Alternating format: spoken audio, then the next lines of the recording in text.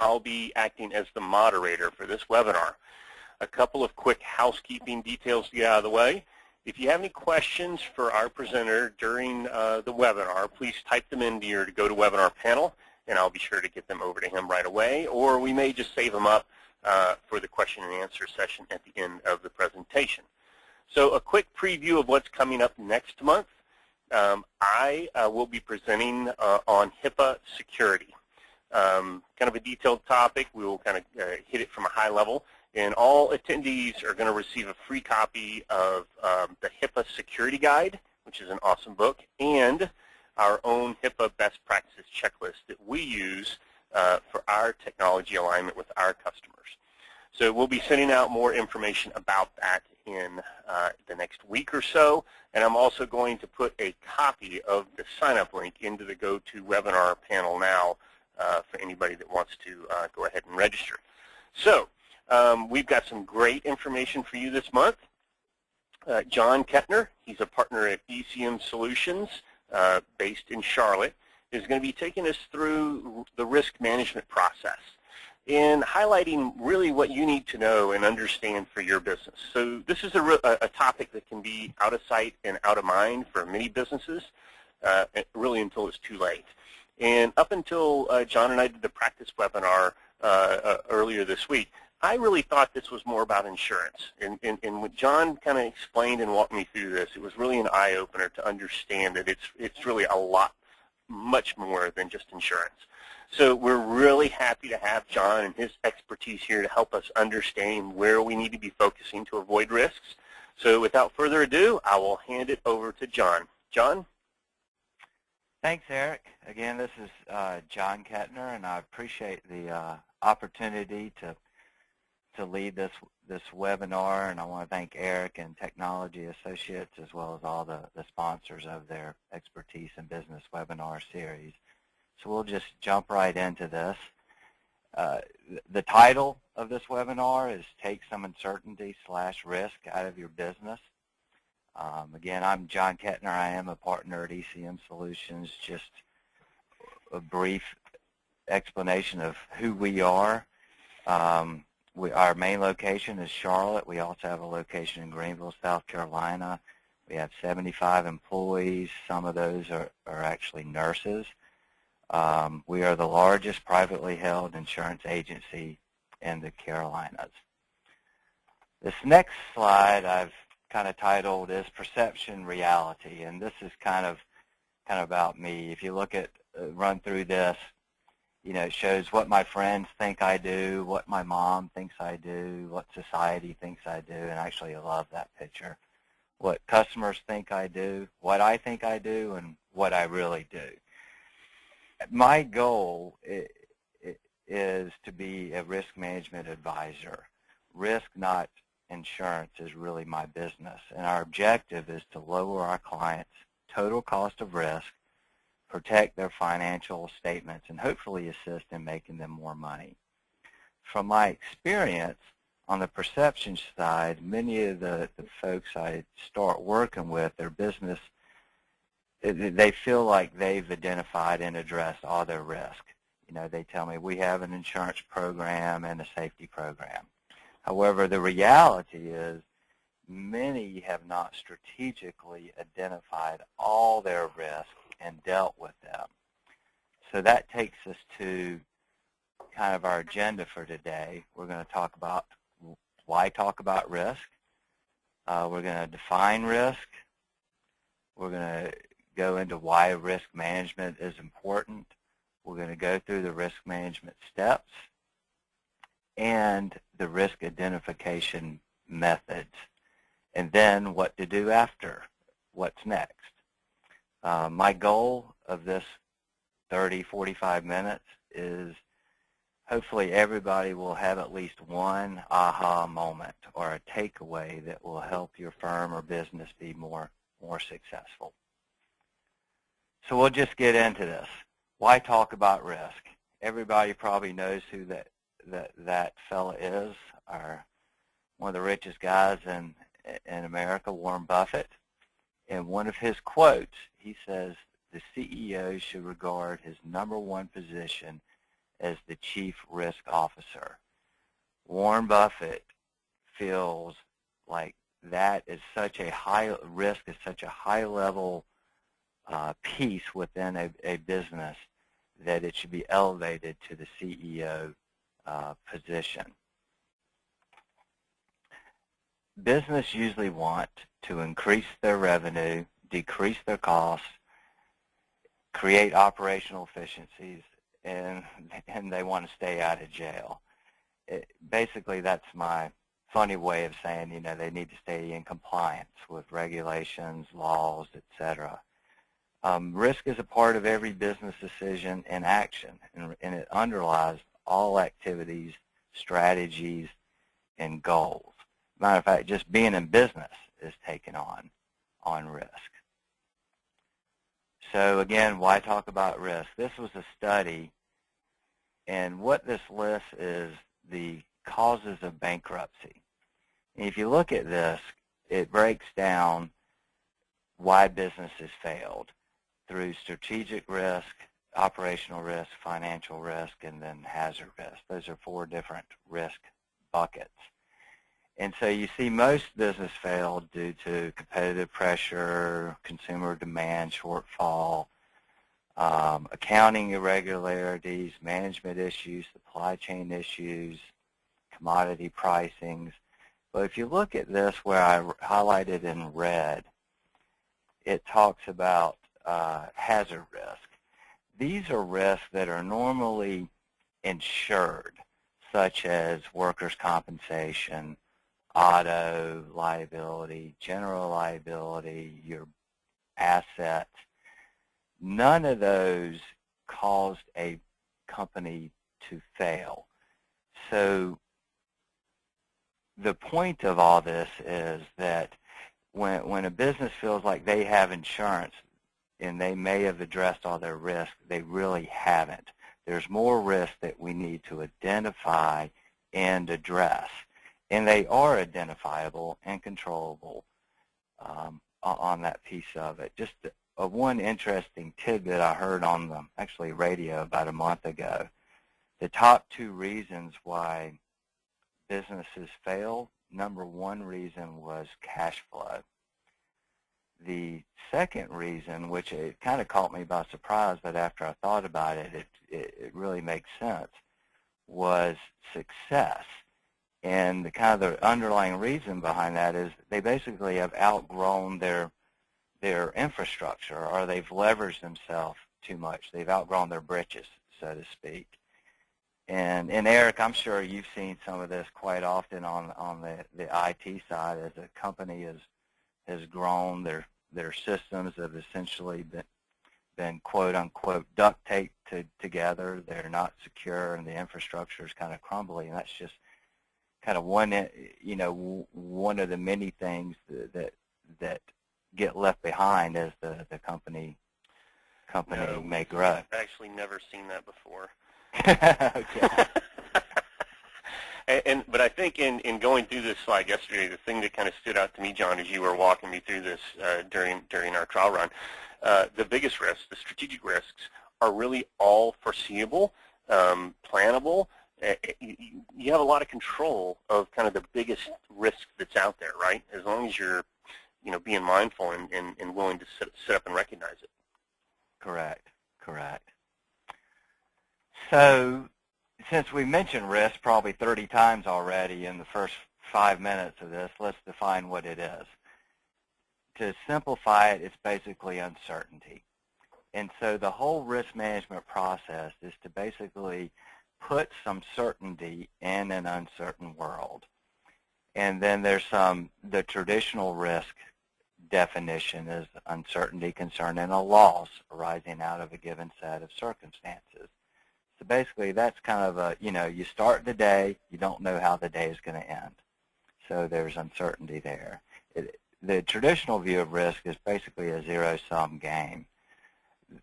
In today's world, we view risk as we try to attack it not to stop a loss only, but can we find some gain out of it? That's just a different view of risk today. So why is risk management important? One thing that we use in our industry a lot is a term called the total cost of risk. And if you look here, you'll see in this definition, insurance premiums typically are only about 20% of the total cost of risk. You may have a risk management department risk where you have an internal risk management department. You may be buying some outside services to help your risk. The two biggest components here are retained losses, and these are losses where you've actively decided to retain those and internally finance them. That could be through insurance deductibles or just some risk that you've decided to retain on your own. The other piece is indirect cost. And what I'll show you is what that's all about.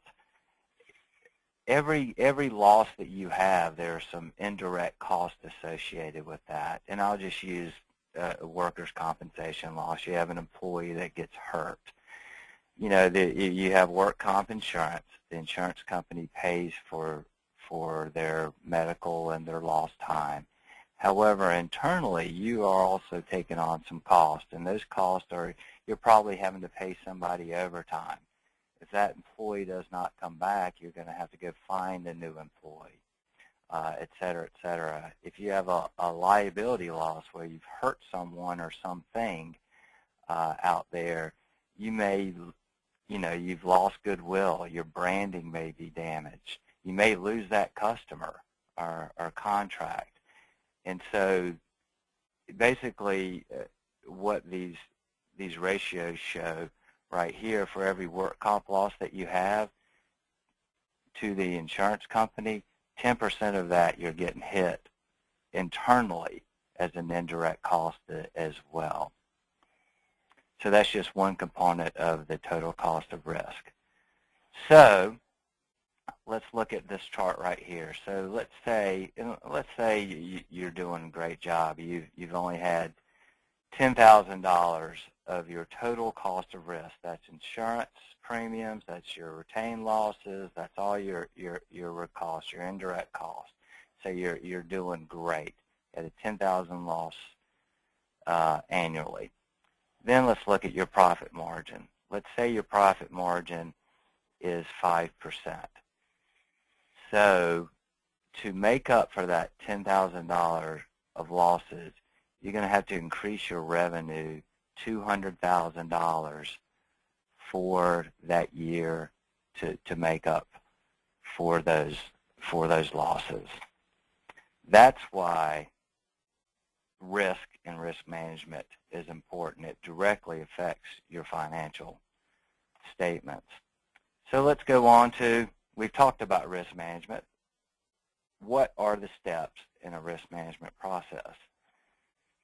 Step one is identifying all your risk. And this is the most important step, and I'll come back and explain why. Step two is once you've identified the risk, you analyze them. What is the impact to your company for those risks? How much, how often? The next step is risk control. And in this piece, you try to, where it says minimize the frequency, frequency means the number of times that kind of loss would happen, and severity means how much, how big of a loss. And you do that at the most optimal cost. And there's some stuff you can do before a loss that can happen, and there's some proactive stuff that you can have in place after a loss, such as claims management, disaster recovery. And so then the next step is risk financing. This is what everybody considers the insurance part of it. However, in my opinion, insurance is a small piece of that. There's some creative ways that you can fund for risk through internal and external funds at, again, the most optimal cost. So once you've gone through all these steps, is the risk administration. This is where you have a plan, you implement it, and the key piece is once you've gone gone through these steps, it's not a stagnant program. You're continually tweaking it. You're continually identifying risk. But going back to the risk identification in red up here, the reason why it's the most important step, because unless you've identified the risk, you cannot analyze it, you cannot control it, you cannot finance it, and you cannot put a plan in place. So this is where a lot of the times where I call it the oops factor, is where business has not thought of or identified that risk, so they have not been able to address it properly. And John, in thinking about this, it hit home because this is really kind of akin to kind of what we do from an IT perspective. Every business, including ours, we've got some risk out there. The question is do you want to understand it? do you want to plan for it? And I kind of liken it, back to the day where you're really honing in on your budget and your profit and loss statement. And at the end of the month, you think you're where you're at, and then a couple of days after the month, you get a bill that you weren't expecting, and boom, right off the bottom line. Same thing with risk. This isn't coming off the top. It's coming off the bottom. Right. Exactly. And we try to just take out the oops or the blind side factor. Whatever that risk is, let's find out. Let's pull the sheets back, find out what the risk is, and address it. So there are some great methods to identify risk, and that's really what we're going to run through today, is quickly what these methods are. And I'll give you some examples as we go through. The one key point is there are 12 methods that I've listed right here. You can't just use one, because there's strengths to that method and there's weaknesses to that method. You kind of have to, if you could use all, that would be great, but you kind of have to use a combination to fully identify all your risk. So we'll just get into this. The first method is checklist and surveys. And this is basically just a systematic search using lists and checklists, such as like an asset list. You have a spreadsheet of all your locations, all your buildings, all your inventory, or an activity list. The strength of this is it's standardized, minimal trainings required, and it provides a history.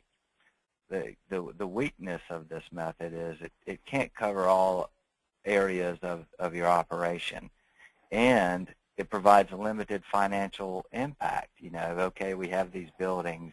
It doesn't say what happens if that building goes away, or we have this key client. What happens if that key client goes away? The second method is flow charts. And I love this cartoon, and a lot of, especially manufacturers that we work with, you look at their supply chains and all that, and sometimes they didn't get as convoluted as this piece of it. But looking at a flow chart of whatever your processes, procedures, supply lines are, it shows the interdependencies and bottlenecks. What happens if one piece goes away in the critical path? What it doesn't show is the minor processes, which could have a major loss potential. And I'll just give you a quick example here. I have a client who's manufactures a part for the aerospace industry. And for their product, they had one major supplier for one major part of their product. We identify that as a risk. What happens if that vendor, raises their price? Or what happens if that vendor's plant blows up and they can't supply what my client needed?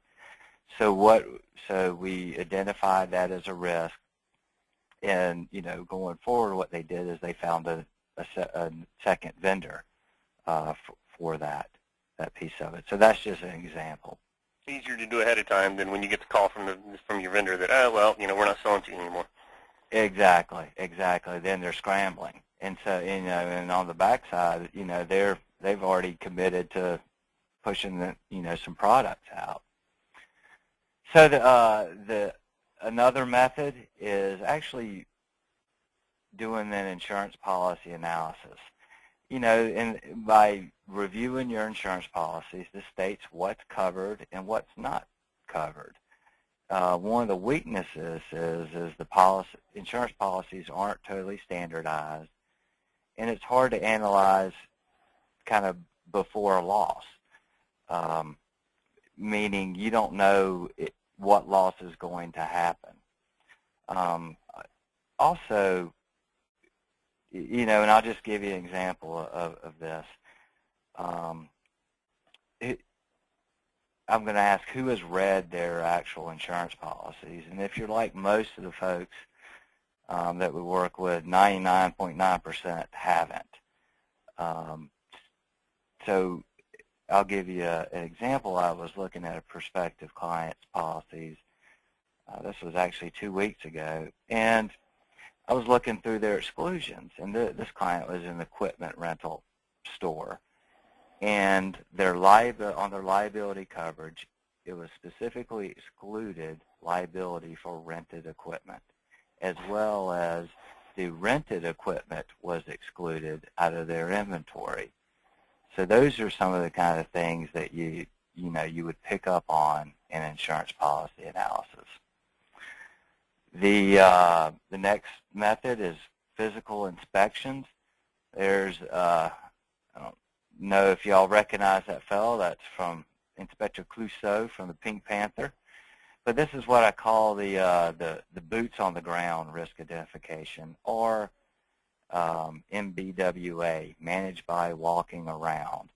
And this is a great method. It's personal. It's face-to-face. You can visualize the processes, the procedures, the locations, the personnel. The weakness to this method is it's time-consuming. It can be expensive, and situations change. You walk through one of your plants or stores, and then as soon as you walk out, something could have changed after you've left. So it needs to be continually done. However, like I said, it is a great method to actually visually see and the risks that are apparent.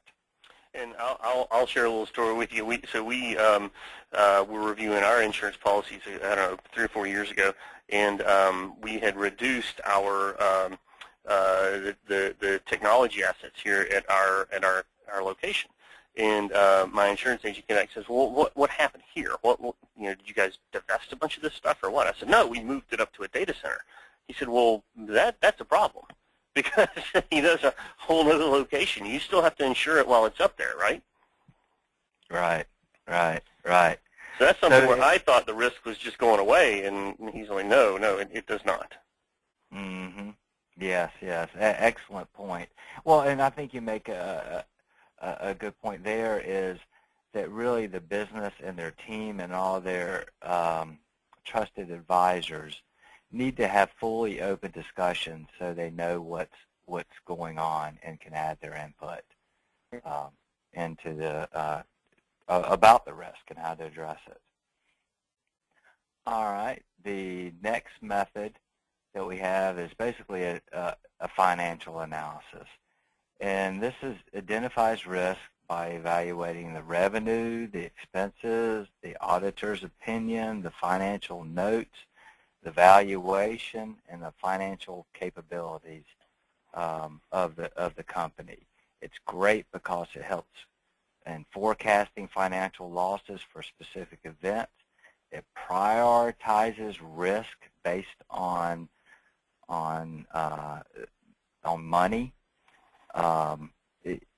It's weak because it doesn't address business risk, such as, do we have the right product? Is the timing in the marketplace right? Is the price right? It can't predict losses of key suppliers, customers, employees, but you can identify them. Can you make payroll? Are the receivables acceptable or acceptable? Are you collecting on a timely manner? Are your payables, where are they? those kind of things. Yeah, And and so we one got a thing, couple of questions about that, John, and you yeah, kind of hit on some of it. Is what kind of risk can you identify just from an income statement? So you hit on a couple, and one of the things that occurred to me also is percent of revenue. Look at your income. How many clients does that comprise of? Do you have somebody that's 20, 25, 30% of your revenue? That's yes, something you may want to highlight. yes, exactly. And I'll give you a perfect example with one of my clients. They had a customer that accounted for 90% of their revenue. Whew. Yes. And we found that through discussions and looking through their financials.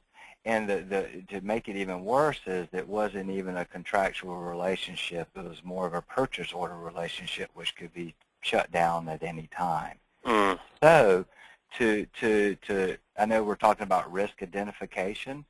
So we identified that risk. I'm going to quickly take you through the entire risk management process with this one example. We identified the key customer risk. We analyzed it, basically how the impact, basically it would have crippled the company. The control that we put in place is my client has strategically had an objective to diversify their revenue streams. Now that one client is only accounting for around 70% of the revenue, and they're still they aren't trying to lower that revenue, they're trying to grow in other areas. And then we financed, we funded for that loss, not through traditional insurance, but we funded through that loss where it lowered the tax burden of the business, funded for the loss at the same time, and actually if there's no losses in that piece of it, it actually will transfer wealth to the ownership group. So that's just a quick run through of the risk management process of what we did for one identified risk. The next piece of it is the compliance piece. There's our faithful Sheriff Barney Fife, and this is where you invite an outside party in to review, what you're doing. One example would be you invite OSHA in. I do have a couple clients who have done that. A lot of times folks are hesitant to do that. However, it was a very positive experience. The strength of this is it's free. You get an outside opinion. The weakness is that you may get unwanted attention on your organization. But if you're involved in a professional organization that has this piece of it or whatever, you can invite these folks in to give your place a once-over. The next method is contract analysis. And I would almost put this at one of the top of the list of this is a needed area to dig into. This identifies your obligations and are you compliant with your contractual, with the contracts that you have. And the reason why I put, if you look up here, Willy Wonka, I don't know if y'all remember this movie, but basically, these kids found a golden note in the chocolate candy bars, and them and their parents were able to take a tour of the chocolate factory. At the very beginning of the tour, Willy Wonka opens up this big contract, and you can see this contract over here, and it starts off with big letters and it goes down to small type. And, one parent says, I'm not going to sign that. I got to have my lawyer look at it. But basically through all the influence and pressure from the kids and the other parents, they all signed it. They never read it. And then at the end of the movie, the little boy who's pictured right here, Willy Wonka, pulls out the contract, reads parts of it to him, and basically says, you lose, you lose, you lose. And the contractual relationship is just so important to understand what you're getting into. And what I see is a business may be so happy they got that contract, they aren't fully aware of what all the obligations are that they need to abide by within that contract. And actually, just an example of that is, you know, I have a client, and I was reading one of their contracts, and it basically said any disputes that they had to go to Massachusetts to remedy those. And also there was an indemnification clause within that contract which held my client responsible for any events and losses, even if my client had nothing to do with it. So those are some of the things that you could get into in a contract that you need to identify. Yeah, and we got a couple questions on that too, John. So I guess one of the questions is involving the example you're given is contracts with your customers. But the question is what about contract with vendors? And I would agree. At least we see that a lot. You know, making sure that you know what you're up against there, because so often people will go through this huge decision process about purchasing or engaging in an agreement with an outside company, and then it's kind of like, once I've made that decision, I'm okay. Just let me sign it and move on with my life. But you really got to pay attention to that. And from our experience, what we see a lot is people get into telco agreements and aren't aware of the automatic renewals, and they want to reevaluate their agreement. And well, the auto renewal was 3 months ago. Now we try to track all that for our clients, but that's something that every business should do. Know where you're at with both on the customer side and the vendor side on contracts. Yes, that is a great point. And also for what you've done too by entering into a contract with another party is you've given up some control of that. You have your policies and procedures and the way you do business, but that outside party is different than you. So that you're bringing on, potential risk through that as well. Which brings us to the policy and procedure analysis. Hopefully, your business's policy book isn't this large from this picture, but this evaluates how an organization functions. We review the charters, bylaws, employee manuals, mission statements, org charts, the risk management policies, and this will help to identify risk within the organization. I'll give you an example here. I took my family to Disney World last week for the first time, and my family was tired of me by the end of the week. How I mean, everywhere I looked, I saw how their policies and procedures and stuff were being put in place. From the buses I got on, when they changed drivers, the driver got out, did a bus inspection of all the lights and the brakes and all the systems. We were going to rent a bike one day. They would not let my kids sit on the bike until we all signed a waiver. Every time I got off a ride, every person told me to watch my step. So these are all policies and procedures that are in place that as you do that kind of analysis, you can, one, identify the risk. The weakness on this piece of it is sometimes organizational politics may prevent effective treatment of a policy or procedure. And just like one example, let's say a firm has a key salesman, and they also have a policy that says if any of their drivers gets a DUI, that they can't drive. And all of a sudden their key salesman gets a DUI. Are they going to follow their procedure? So that's where organizational politics come into play. So moving on to the next risk identification method is look at your loss history, insurance losses as well as other internal retained losses which you can find hopefully on your financial review. And basically what this is the past predicts the future unless something has changed.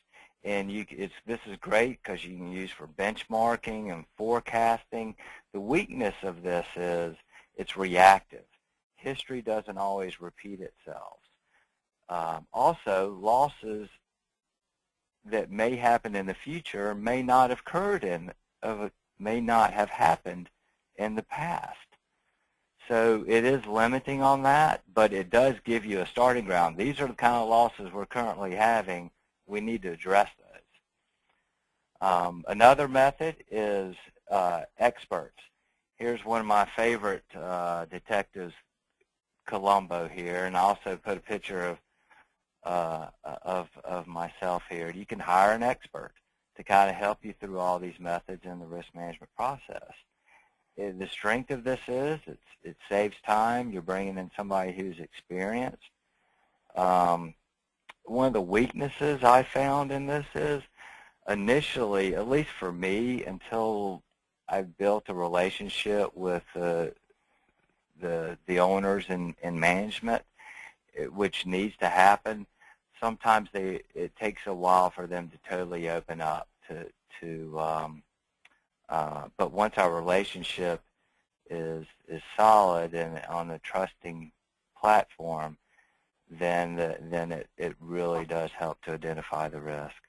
Yeah, and we run into the same thing. I mean, because when you talk to somebody like that, you're doing what you do and doing what I do, people are like, well, he's trying to sell me on something. Well, I'm not. I'm just trying to understand your business, where your risks are, help you see it the same way I do, and then you can make a good decision on it, right? And that may be doing business with me, it may be doing business elsewhere, but that doesn't change the risk that's inherent in your business. Exactly. So the next method, and this is actually, I call it the enterprise risk management identification method. And this is probably the most holistic approach to identifying your risk and actually addressing risk throughout your company. And it's supposed to identify and manage both upside and downside risk. And it involves all levels of the organization. And I love the way I say this, from the boardroom to the storeroom.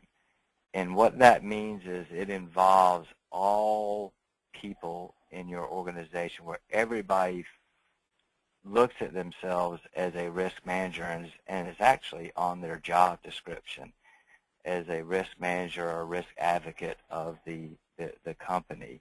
And it's philosophically a change in the way all view, identify, and analyze risk. Like I said, I believe it to be the best overall method. I use what the Stanford Medical Facility outfit in California developed. That's the program I like to use. One of the weaknesses of this is it's a marathon. It's not a sprint. It takes time to implement this kind of program. But once it's up and going, everybody views risk is at the forefront and it's elevated within the organization. And this kind of goes into the next method of the gut check, or what keeps you up at night. This is a great question I always like to ask, and usually the answer that I get, that's not the true risk that's out there. You need to dig deeper. It's a symptom of the risk.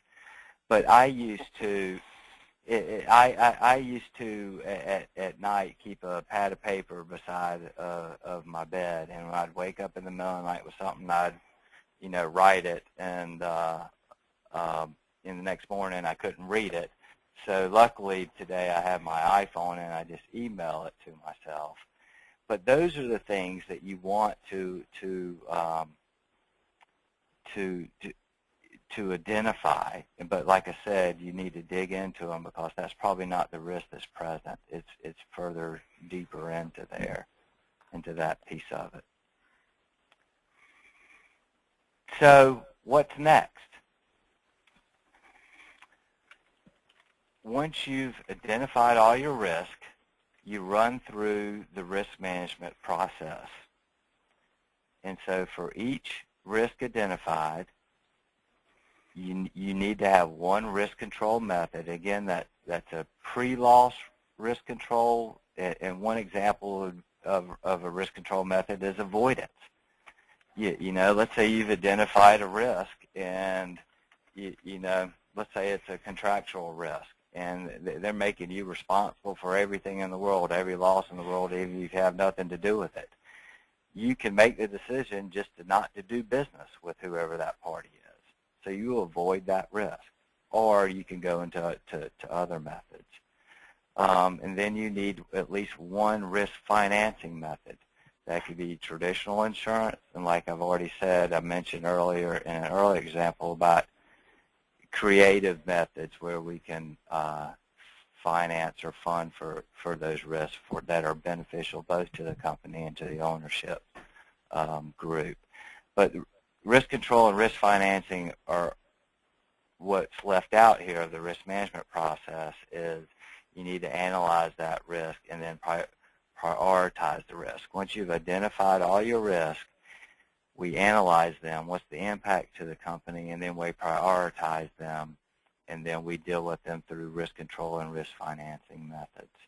In a way, question here is okay. So how do you suggest prioritizing them? And I will give you my 2 cents, and then you tell me if I'm off base, or you probably have a better idea. But the way I've always kind of looked at this is look at potential loss multiplied by percentage of, you know, a guesstimate on how likely it is to happen. Right? Kind of multiply those two things together. Sort your risks based on kind of that total, and then that will kind of give you, you know, kind of top to bottom the best way to focus on it. Yeah, I use kind of a similar method actually, but I'm going to use two industry terms. One is frequency, which is the number of times we think it will happen, and then the severity, which is how big. How bad, exactly. So what we do is we spreadsheet all the risks that we've identified, and then we put a number on the frequency and a number on the severity, and then we multiply those two together, and that gives us a number. And I'm just kind of simplifying the process, and then that helps prioritize that risk, because the ones that have high frequency with high severity obviously get pushed to the top, and those are addressed first. But what the key piece of it is our goal is to have identified all the risk present out there, so they're at least on our radar, and then we can run them through the risk management process on that piece of it, and we've prioritized them.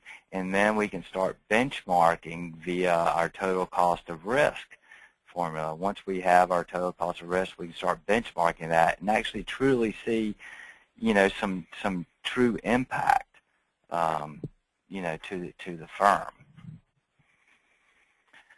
But when we are talking about risk, one of the kind of the risk management tenets, so to speak, is don't retain more than you can afford to lose. This is basically your risk appetite. Willingness, you know, what is the ownership or management team's willingness to take on risk? Are they risk averse or risk taker? So that needs to kind of be in line with the company's ability to take on risk via their financials statement, whether they're internally financing the risk or externally financing the risk. And the risk appetite, you know, or willingness generally changes whether the company's a startup, depending on their life cycle, whether they're a startup, a growth, whether they're a mature company, or even in, you know, especially in the transfer stage of the company. So that will evolve, and that's just as much reason as why the risk management process and program should evolve over time as well. So what we've gone through today is why talk about risk? Why is that important? You know, Warren Buffett thinks it's the most important job a CEO could do. It affects your revenues, your costs, your efficiencies, your jail time if you have any. We've defined risk. It's basically uncertainty. We're trying to put some certainty in an uncertain world. Oops, let me go backwards. Why risk management is important. The insured risk in a business do not cause business failures. It's those strategic and operational and business risks that are out there. So we need to identify those and address them. Total cost of risk is more than just insurance cost, and it takes a lot of revenue to make up for losses that you do have. We've gone through the risk management steps: risk identification, risk analysis, risk control, risk financing, and then put the plan in place. And then we've gone through the 12 methods of identifying those risks, the most important step. And then we talked about just what next. Once you've identified them, then you run them through the risk management process. And that leads us back to my picture. And, like I said at the very beginning, hopefully going through this 45 minutes or so, everybody's had at least one aha moment or takeaway that will help their business be more successful. And I do believe, Eric, that if we missed something or you want to dig into a slide, I think y'all put this webinar up on your Technology Associates website. Yeah, we sure will. Yeah, you bet.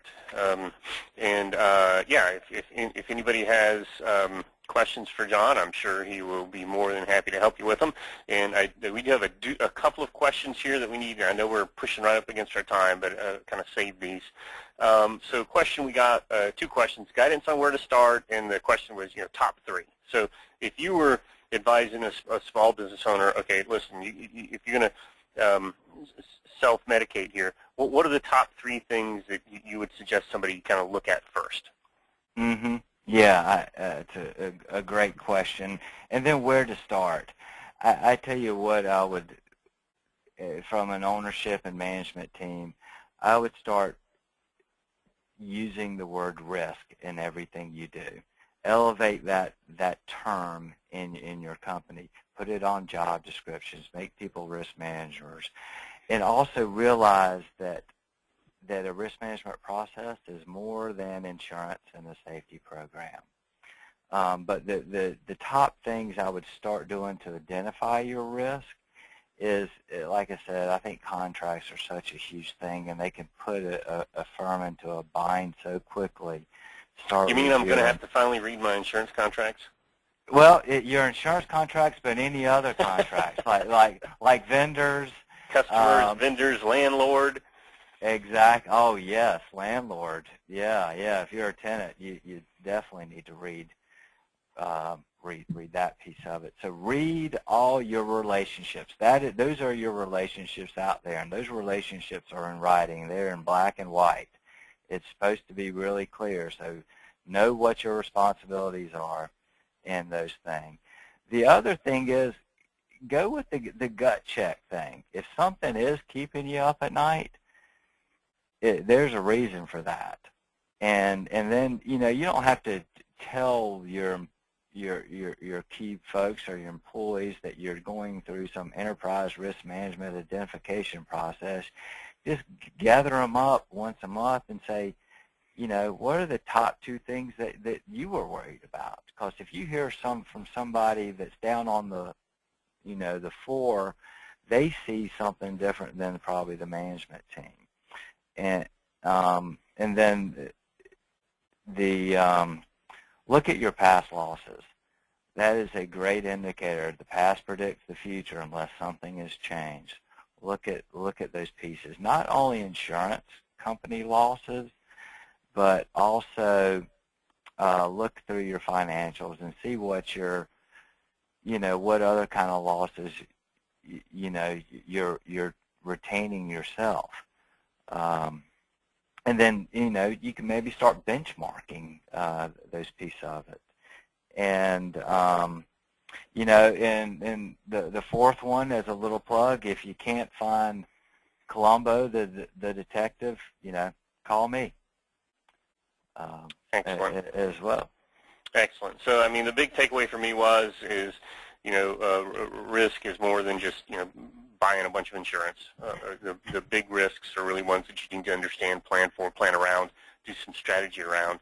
The common stuff can always be insured, and really to understand where those risks are and start kind of putting them together in your mind and what you're willing to take on and what you really need to get off your plate. Yes, yes. If you elevate the risk, I mean, like I said, it should help your company make more revenue, should save you in costs, should make you more efficient, and keep you out of jail. That is the whole point of risk management. And I like being out of jail. Yes, yes. It's a whole lot more fun on this side. Who wouldn't want to be out of jail? Right. Awesome. All right, well, listen, John, I really appreciate you taking the time to share your expertise with us. And if anybody has any questions, you can email myself or John, and we will keep everybody in touch with the next webinars coming up. So once again, John, thank you very much. Thanks.